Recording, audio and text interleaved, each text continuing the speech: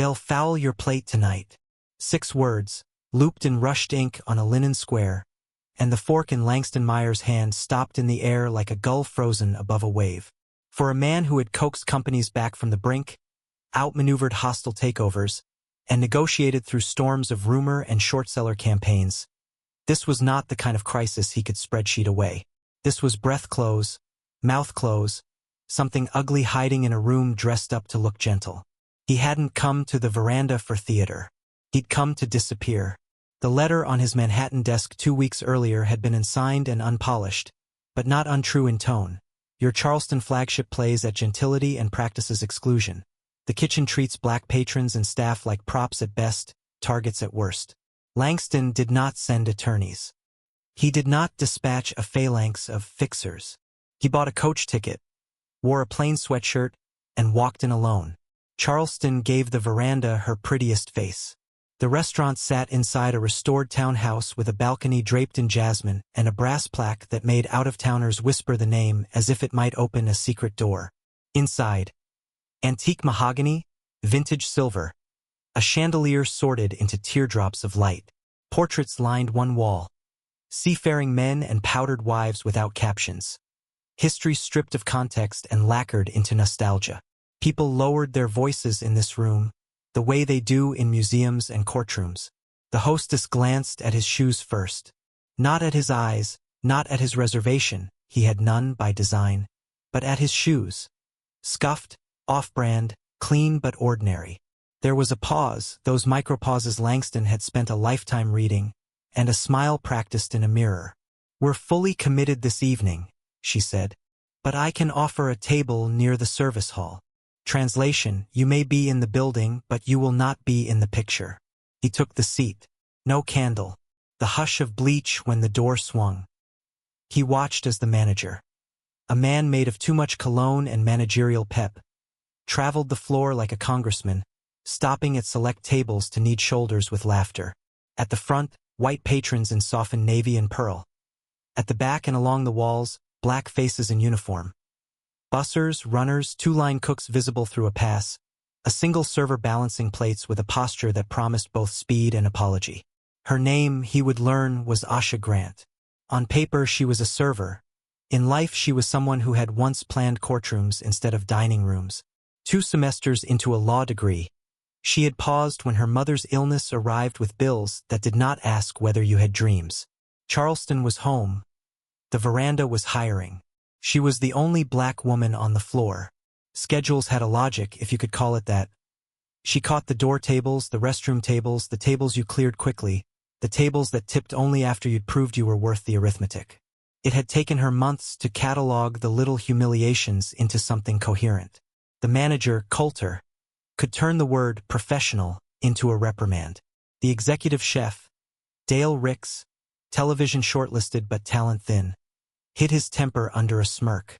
Asha said sir and ma'am until the syllables felt like pebbles under her tongue. She poured wine flawlessly. She cleared grief quietly. She did not break. She watched. There are rules that never appear in a handbook. One of them lived at the POS terminal. If a guest looked uncertain and ordered anything that sounded like a mortgage payment, management wanted a card before the kitchen fired. Uncertain did not mean jeans. Uncertain meant you. Uncertain was a code so old it didn't think of itself as a code anymore. Langston closed his menu and ordered what the menu advertised as the Heritage Crown. A bone-in cut aged beyond reason and capped with ritual. Smoke dome lifted at the table, a puff of rosemary theatrics, a potato something molded into architecture. He added a glass of a too-famous Cabernet because he knew how the math worked. Let the numbers scream, I belong, in a language the room respected. Asha's hand, steady as a metronome, hesitated for a breath at the terminal. Manager approval flashed on the screen.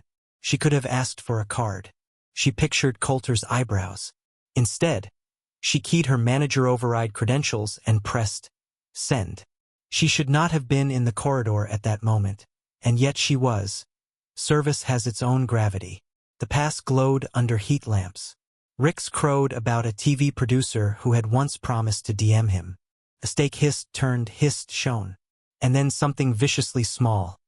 An incline of the head, a wetness, a wordless insult that sizzled into the fat.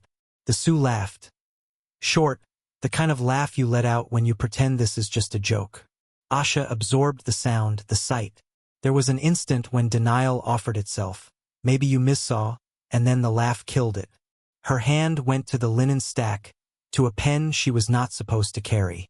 She wrote quickly, an economy of warning. Don't eat. Check the kitchen footage. Not safe. She folded the square once, twice, tucked it beneath the bread plate, and carried theater to a man who had come to be unseen. Langston knew fear in boardrooms as a signal to slow, not to stop. He lifted the dome. He inhaled nothing. He read the napkin under the pretense of reclaiming the small plate. The handwriting was plain, the message not. The word safe pressed hardest into the cloth. He slid the napkin into his pocket and pushed the plate away with a casualness he did not feel. He used an old phone, the kind he traveled with, to ship a single instruction to people who did not need context. Pull the kitchen cameras from cloud redundancy. Lock staff rosters. Quietly. Then he stood, his posture neutral, and asked the manager for a word, as if he were about to debate a corkage fee. Coulter's smile belonged to a front-of-house seminar. He spoke about guest experience as if the words could be stacked into a barrier. Langston used the politest sentence in the American language. May I please see your kitchen cameras from the last hour? There are many flavors of no. Coulter tried most of them, technical, procedural, bureaucratic, before he arrived at suspicion. Might I ask who you are? Langston took in the awards on the wall, self-issued plaques that looked like diplomas for people who prefer mirrors, and said, evenly, the person whose signature floats your payroll. The shift in the room was nearly audible. The phones we carry glow when the network connects. Men glow when the mask falls. Coulter unlocked a cabinet. The drive coughed a list of feeds. The timeline leapt. Exactly the span a single act needed to become a rumor. Langston did not argue. He documented. He sent a second instruction to the same quiet network.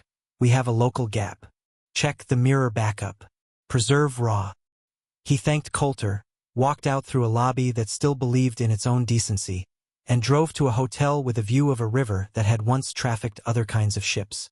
There is nothing cinematic about evidence.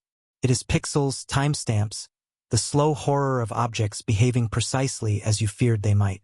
In the redundancy logs, prep station, a face that did not need a name to be guilty, an action that did not need sound to be indecent. The audio, however, had a habit of catching what men think acoustics will forgive. Acting like he belongs, the chef muttered, crisp enough to transcribe. Earlier that week, a couple at the back corner, a steak meeting the floor, a joke tossed after it like salt. Culture, not an episode. He encrypted, duplicated, transmitted. He wrote 3 lists: legal, operational, moral. Lawyers would have their fun. Operations would have their map. Morality would have its reckoning. He slept in the way executives sleep, in segments next to a phone that vibrated with confirmations and a brain that refused to turn off the lights. Morning turns dining rooms into workplaces.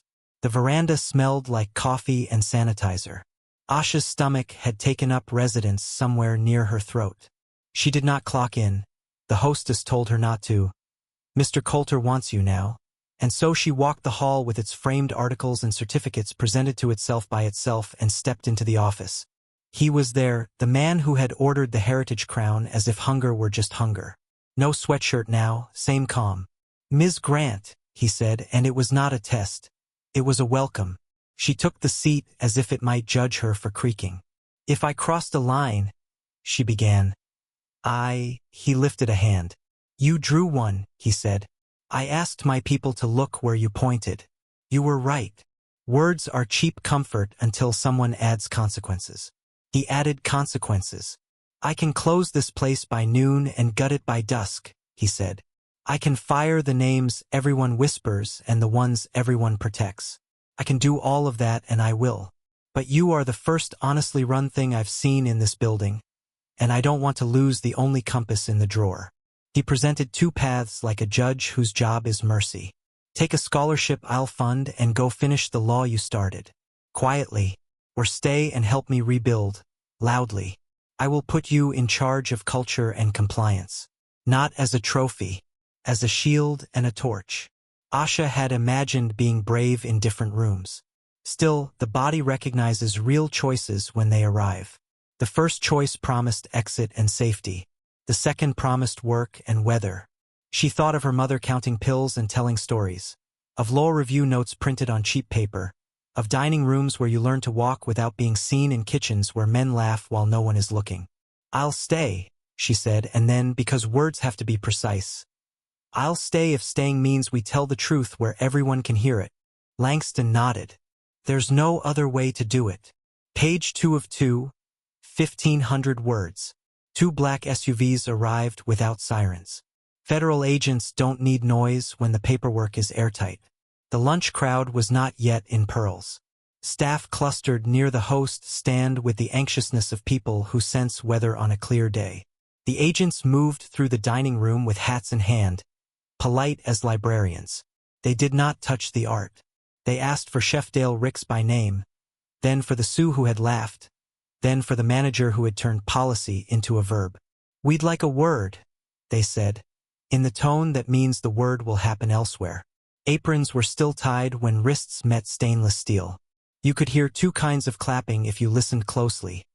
The slow, relieved kind and the small, secret kind made in pockets. Langston had never liked microphones, but he understood the value of a public square. He stepped onto the veranda's front steps, not to bludgeon the city but to face it. Yesterday, he said, I ate nowhere. Today I am your owner in daylight.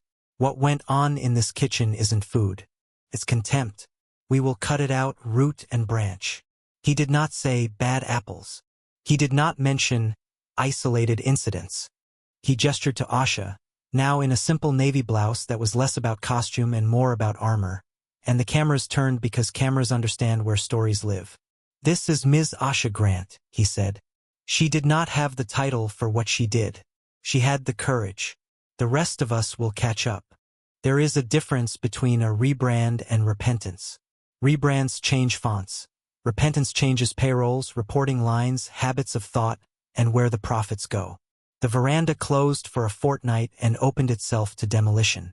Out came the portraits that made nostalgia feel like perfume. Up went the faces the city had ignored. The caterers who fed movements, the artists who made murals out of sorrow, the midwives who stitched neighborhoods together. A consultant could have done this faster. Asha refused speed without substance.